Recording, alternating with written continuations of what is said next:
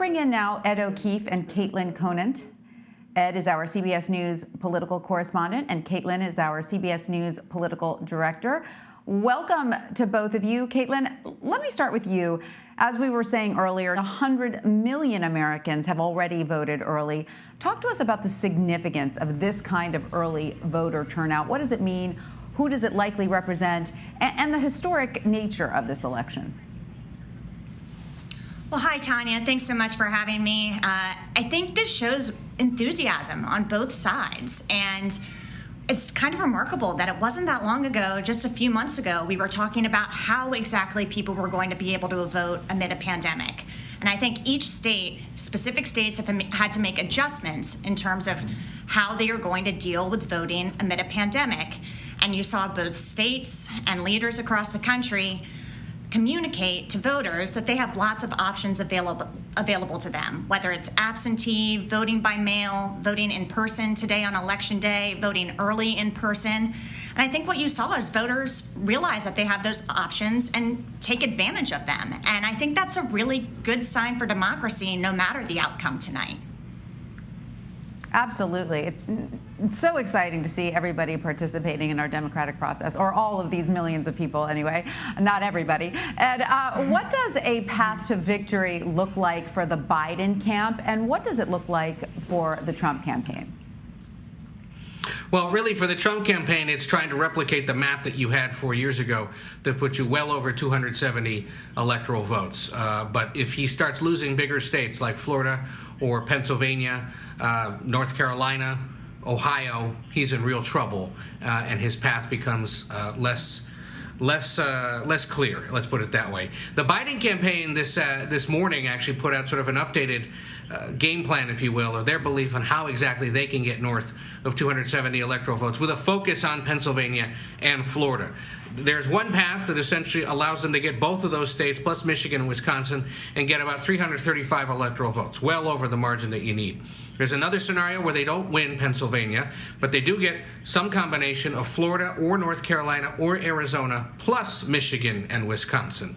Another where you don't win Pennsylvania or Florida, but you win either Arizona or North Carolina, plus pick up Michigan and Wisconsin, and that gets you to just over 270 electoral votes. You can see there the common theme.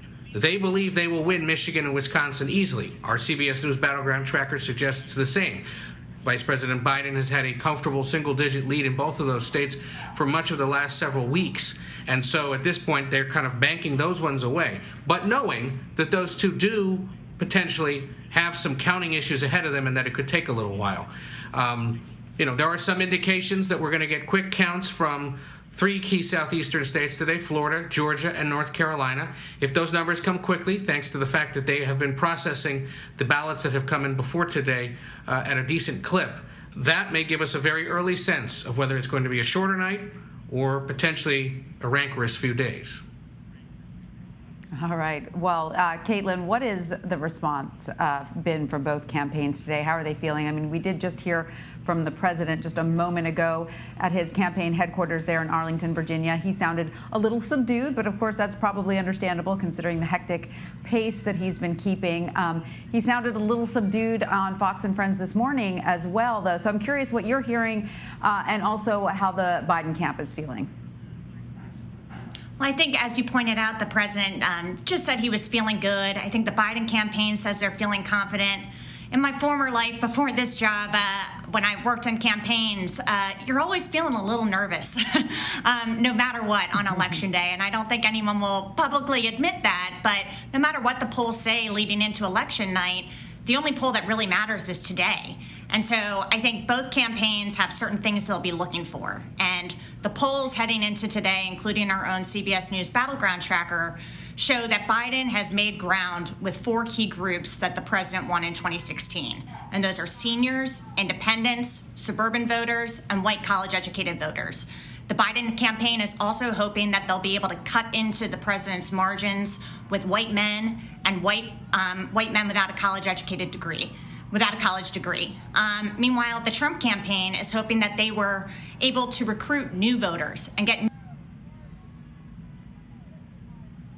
not support him in 2016, as well as to cut into Joe Biden's margins with Latino voters and Black voters. So I think those are all the things we can expect. The campaigns are crunching their own numbers and watching today as we head into election night. I think you hit it right, the nail on the head when you said that everyone feels a little nervous right now. I think we all, feel the butterflies. So, Ed, how does this election compare to what we saw in 2016? Is there a concern among Democrats that President Trump could pull off a victory the way he did 4 years ago? Oh, there's been concern every single day since he was inaugurated. Absolutely.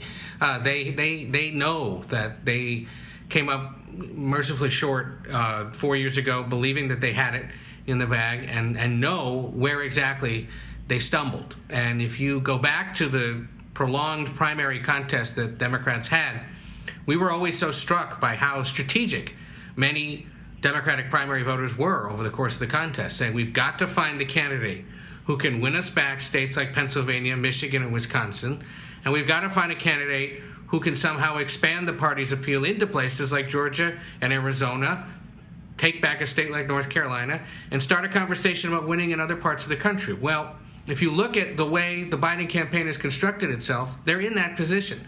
And Biden convinced enough Democratic primary voters over the course of the past year that he was uniquely equipped to do it, that he could go back to northeastern Pennsylvania, where he's from, try to win that part of the state and the rest of the state, take it back from Republicans. You've seen him spend so much time in places like Michigan and Wisconsin as well, making an appeal to voters that he says he knows well because he's from those communities, because he represented them or was always thinking about them when he was in the Senate. And then, of course, he has his running mate, Kamala Harris, who in recent weeks has been deployed to try to whip up support among minority voters, younger voters, and, of course, women as well, in places like Arizona, Georgia, North Carolina, and Texas. The fact that they can even say that they have devoted time to those states is a signal that they believe that at the end of tonight, or whenever all the votes are counted, at least some of those states will have come back into the blue column, and Biden will have essentially fulfilled the promise he made to Democratic primary voters, that he was able to figure out a way to thread the needle and win back those states and give the White House back to his party. But that appeal for unity that he's been making, especially in the last few weeks, is not only a signal to the entire country that he knows that things are pretty bad right now and need to be brought back together. It's also a reminder to his own party that while there are elements of it that want to really ram through and get some big progressive ideas enacted into law, they're going to have to pace themselves, and that there's going to have to be an attempt made at bipartisan or even nonpartisan new programs, new ways to deal with the coronavirus, should he win. And I think one of the more challenging things he might face, should he be elected, is tempering expectations inside his own party after 4 years of pent-up frustrations, believing that they had been robbed of the White House 4 years ago. All right. Well, Ed O'Keefe and Caitlin Conant, thanks to both of you for joining us on this very exciting and historic day. Thanks again.